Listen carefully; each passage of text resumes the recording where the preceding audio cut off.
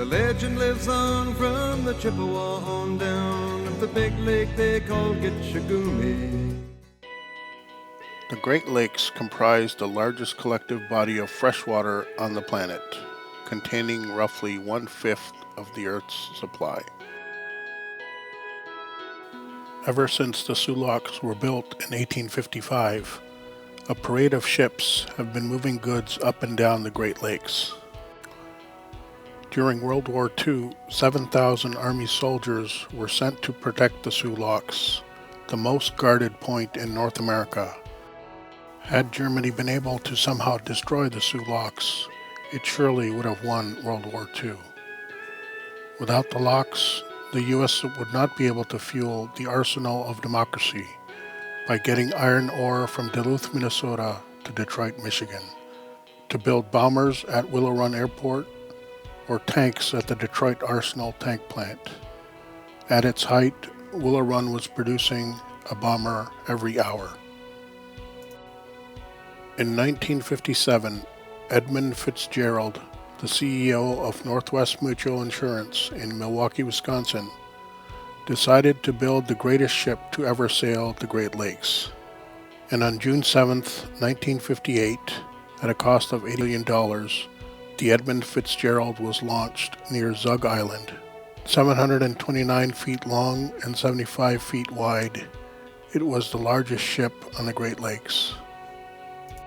Its normal route was from Duluth, Minnesota, over the Keweenaw Peninsula, through Whitefish Bay, the Soo Locks, Lake Huron, down the St. Clair River to Lake St. Clair, then through the Detroit River to Detroit, which typically took 2 to 3 days, and then back to Minnesota to do it all over again, about 50 times a season.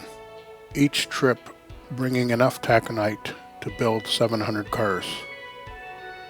During its 13-year career, the Edmund Fitzgerald made 748 round trips from Superior, Wisconsin to Detroit, Michigan, taking about 5 days for a normal trip with a top speed of 14.2 knots.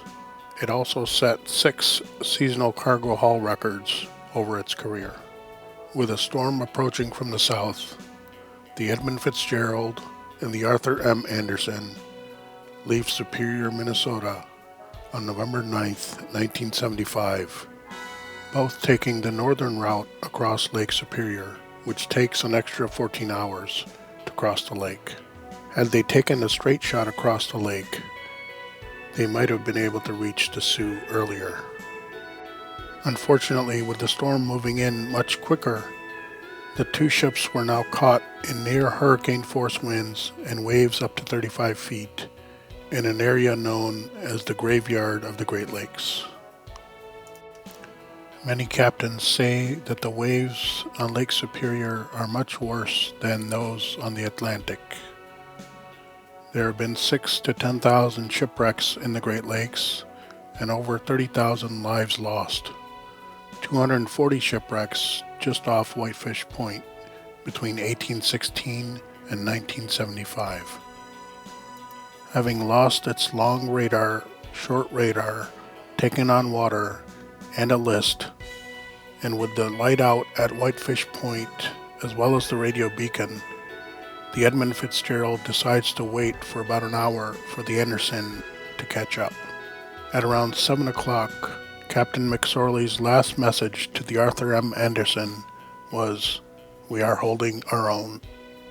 I asked him how he was making out with his problem. He said he lost those vents and he had a lift, and he said he was holding his own. The last time I talked with him, he said he was holding his own, and that's the last time I lost contact after that. But it looks to the information that we have, and it's fairly certain that the Fitzgerald went down. And we're talking now about a matter of life and death and looking for survivors that might be in life rafts or in the water.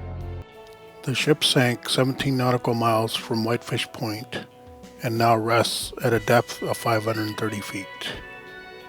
Does anyone know where the love of God goes when the waves turn the minutes to hours?